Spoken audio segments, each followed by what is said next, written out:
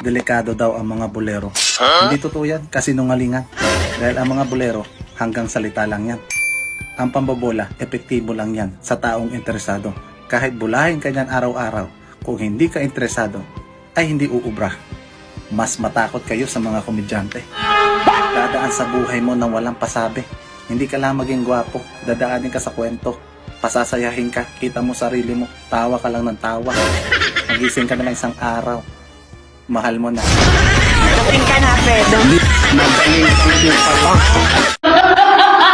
Ate, totoo ba pag nasasaktan umiyak? Siyempre naman. Nasasaktan yan ah. Kaya pala narinig ko kagabi, nirecord ko pa nga ito. Oh no! Sakit no?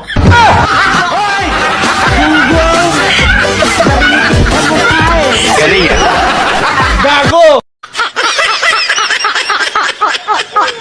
Babe, Oh, may problema tayo. Buntis ako.